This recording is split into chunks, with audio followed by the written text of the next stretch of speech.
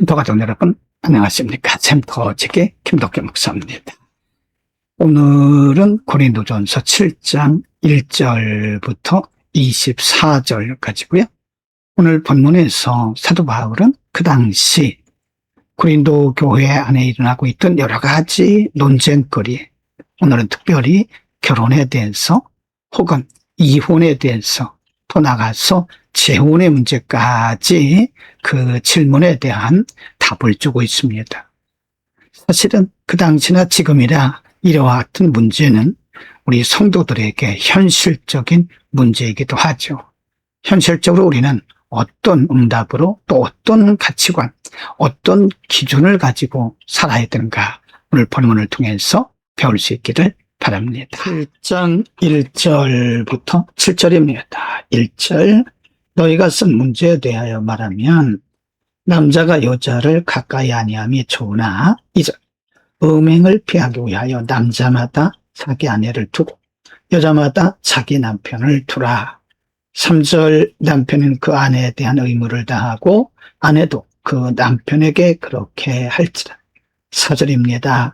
아내는 자기 몸을 주장하지 못하고 오직 그 남편이 하면 남편도 그와 같이 자기 몸을 주장하지 못하고 오직 그 아내가 하느니. 5절입니다. 서로 분방하지 말라. 다만 기도할 틈을 얻기 위하여 합의상 얼마 동안은 하되 다시 아파라. 이는 너희가 절제 못함으로 말미암아 사탄이 너희를 시험하지 못하게 하려 합니다. 6절, 그러나 내가 이 말을 하면 허락이요 명령은 아니니라. 7절, 나는 모든 사람이 나와 같기를 원하노라. 그러나 각각 하나님께 받은 자기의 은사가 있으니 이 사람은 이러하고 저 사람은 저러하니라. 당시 사도 바울은 에베소에서 목회를 하고 있었고 고린도 교회의 당면한 문제들에 대해서 여러 가지 질문을 했는데 1절에 보면 너희가 쓴 문제라고 하는 말은 그들이 사도 바울에게 보냈던 질문입니다. 그 질문의 내용이 결혼해야 되느냐 말아야 되느냐 하는 거죠. 1절에 보면 남자가 여자를 가까이 아니함이 좋으나, 이 말은 결혼하지 않아도 되지만 그 말이다. 그래서 2절에 보면 음행을 피하기 위하여 남자마다 자기 아내를 두고 여자마다 자기 남편을 두라. 사도 바울은 자기의 경우를 말하면서 결혼하지 않아도 되지만 인간은 본능적으로 음행을 피하기가 어렵기 때문에 결혼을 해야 된다고 말하고요. 결혼한 남녀는, 남편과 아내는 각각 서로의 의무를, 성적인 의무를 다해야 된다라고 말씀을 하고 있습니다. 5절에 보면 서로 결혼한 이들을 말하면서 서로 분방하지 말라. 다만 기도할 틈을 얻기 위하여 합의상 얼마 동안은 하되 다시 합하라. 그 이유가 절제하지 못함으로 말미암아 사탄의 유혹을 받기 때문이라고 말합니다. 그러나 6절에 보면 내가 이 말을 하면 허락이요 명령은 아니다. 결혼을 꼭 해야 되는 것은 아니지만 그러나 결혼을 함으로써 사탄의 유혹을 이길 수 있다라고 하는 것을 의미합니다. 7장 8절부터 18절입니다. 8절, 내가 결혼하지 아니한 자들과 과부들에게 이르노니 나와 같이 그냥 지내는 것이 좋으니라. 9절, 만일 절제할 수 없거든 결혼하라. 정욕이 불같이 타는 것보다 결혼하는 것이 나으니라. 10절, 결혼한 자들에게 내가 명하느니 명하는 자는 내가 아니요 주시라.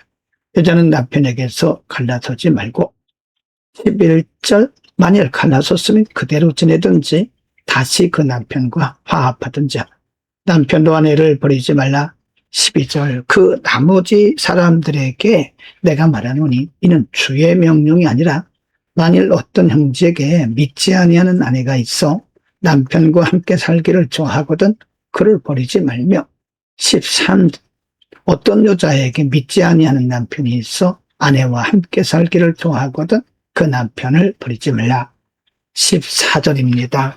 믿지 아니하는 남편이 아내로 말미암아 거룩하게 되고 믿지 아니하는 아내가 남편으로 말미암아 거룩하게 되느니 그렇지 아니하면 너희 자녀도 깨끗하지 못하니라. 그러나 이제 거룩하니라.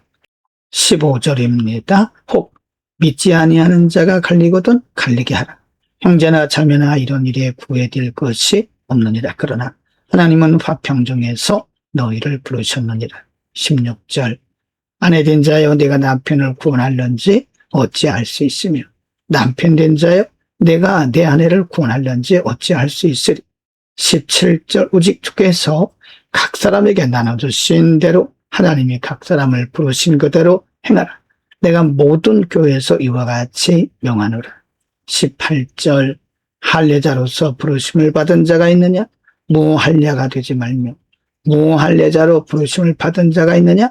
할례를 받지 말라 라고 말씀합니다. 당시 교회 안에 결혼하지 않은 자들에게는 결혼하는 것이 좋다라고 언급을 하고 또 결혼했다가 갈라 즉 이혼하기를 원하는 자들에게는 그것도 양심의 자유를 따라 하지만 하나님은 화목의 화평의 하나님이시기 때문에 서로 화합하라. 또 이혼했지만 다시 화합하는 것에 대해서도 말씀을 하고 있습니다. 또 이 부분에서 사도 바울은 혹시 믿지 않는 아내가 있다면 그 아내가 믿는 남편과 살기를 원한다면 그대로 두라는 거죠. 남편으로 말미암아 아내가 구원에 이를 수도 있고 또 반대로 믿지 않는 남편이 믿는 아내와 살면서 그대로 살기를 원한다면 갈라서지 말라는 거죠. 믿지 않는다고 해서 이혼하지 마라. 왜냐하면 한 남편을 통해서 그 아내가 구원에 이를 수도 있기 때문이라고 하는 거죠. 19절부터 24절입니다. 19. 할례받는 것도 아무것도 아니요 할례받지 아니하는 것도 아무것도 아니로되 오직 하나님의 계명을 지킬 따름이니라. 20절 각 사람은 부르심을 받은 그 부르심 그대로 지내라. 21절입니다. 내가 종으로 있을 때 부르심을 받았느냐? 염려하지 말라. 그러나 내가 자유롭게 될 수 있거든 그것을 이용하라. 22절 주 안에서 부르심을 받은 자는 종이라도 주께 속한 자유이니 또 그와 같이 자유인으로 있을 때 부르심을 받은 자는 그리스도의 종이라. 23절 너희는 값으로 산 것이니 사람들의 종이 되지 말라.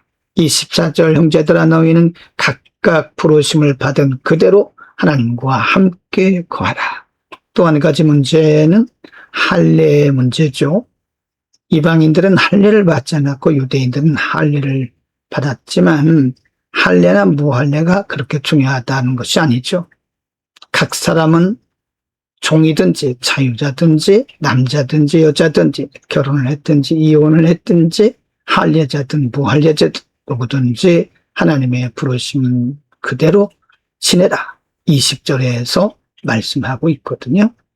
그래서 우리는 어찌하든지 하나님의 값으로 산 하나님의 소중한 하나님의 종들이기 때문에 우리는 각각 양심의 자유를 따라서 거룩한 하나님의 백성으로 살아야 되는 것입니다.